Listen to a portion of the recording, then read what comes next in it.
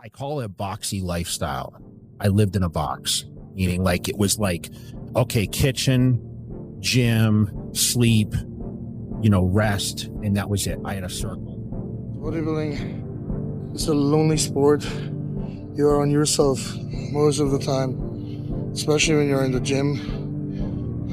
You have to decide how much you train. You have to decide how much pain you inflict on yourself. You have to decide how much you eat and how much you drink and how far you like to go with your body and how much you're willing to sacrifice. It's 2 a.m. right now.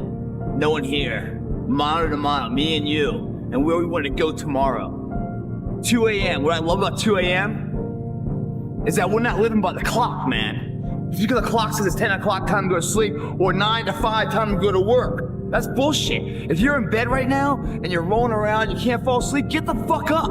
It probably means you haven't done an honest day's work to earn that rest at night. 2 a.m., not a fucking person's here. I can scream my fucking ass off. No one hears me. I can cry. I can shit myself. I can put an honest day's work in here that more than anyone does in a week. And no one sees it.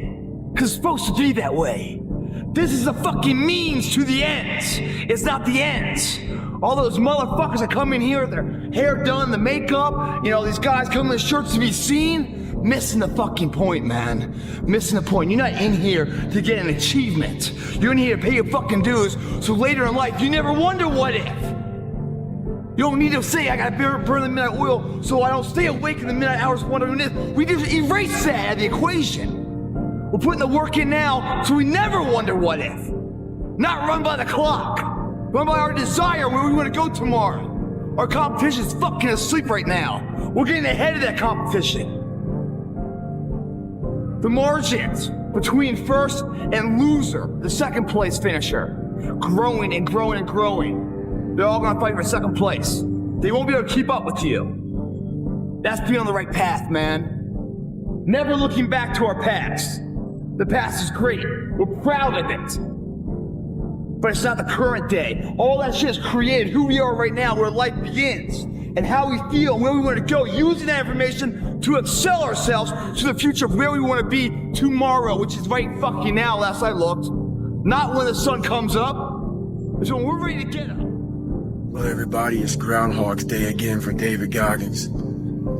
If you pan it down here, you see it's about 3 o'clock in the morning, and there's not a car or a person in sight. If you pan over here, it's the same thing. Not a car or a person in sight.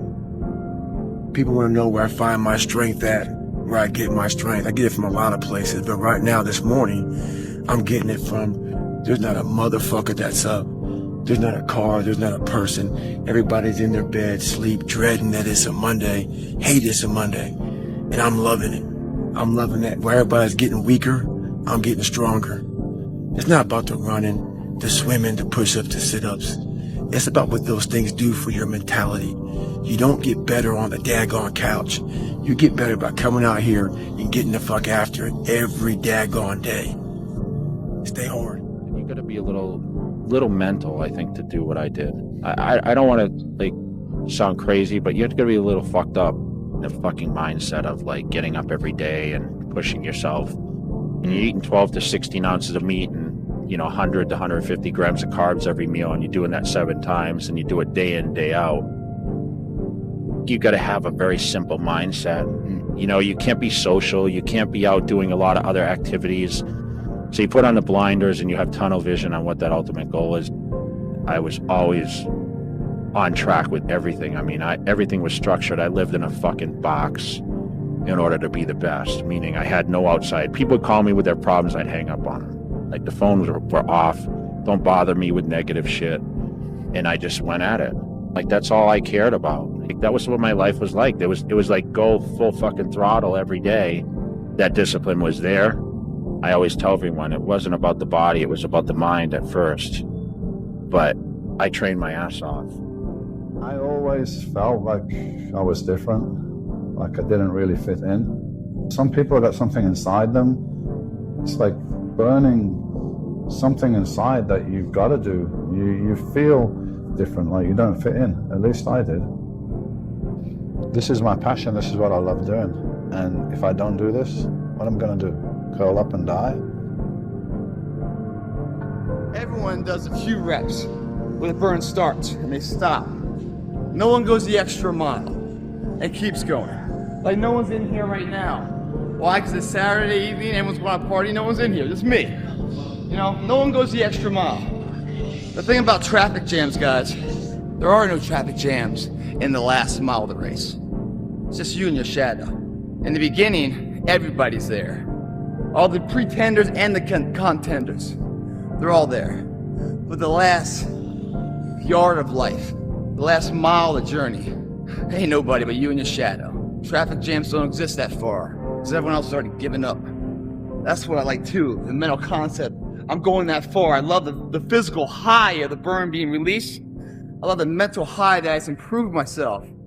I love the mentality that I'm beating my competitors silently where they don't even know it. They're out partying, I'm out here getting ahead. I promise you, every single person who wants to do something with their life and has done something with their life has gone through the exact chapter that you're going through. And it's the lonely chapter. It's the chapter where you don't fit in with your own friends, but you don't have the outcomes yet to fit into a new group of friends. And you're doing this thing, you're consuming content on the internet, you're doing these free tutorials online to try and figure out how to set up a podcast and where do I host this thing? And you're going through this and you're like, is this even worth it? Because you have no signs of success, right? But if there's anything that you can take away from what we're saying right now is that the sign of success is the hate that you get along the way. And what you can't do is bend the knee to their hate and fit back into the conformity because it's comfortable and it's warm. Because like in the Matrix, when Trinity opens the door, when Neo's about to go take the red pill and he wants to get out of the car, she says, Neo, you've been down that road and you know exactly where it leads. And I know that's not where you want to be. Time alone makes you see, first of all, who God is. And some people fight being alone. They fight being alone. They fight being single. They don't enjoy it. They just invite anybody over. You invite people over, you don't even like, just come on over, girl, come on over. Let's just hang out because you're afraid of being alone and you're avoid of thinking. Time alone is important. Time alone gives you, first of all, God discovery. You begin to understand who God is. Real talk. Some of you motherfuckers pissed me the fuck off. So guess what? I disappeared and come back with a 200 miler. I'm 199 miles into this race. Got my boy Leo pacing me. Finishing up right now. You know what? Guy's knees are bad. See how he runs. Yeah, see how I run 200 miles, motherfucker. I'm about to finish this bitch up. Hey, what were you doing for the last 65 hours? I know what I was doing. I was running all up and down the fucking mountains. Getting it in. Doing what I preach about. Stay hard.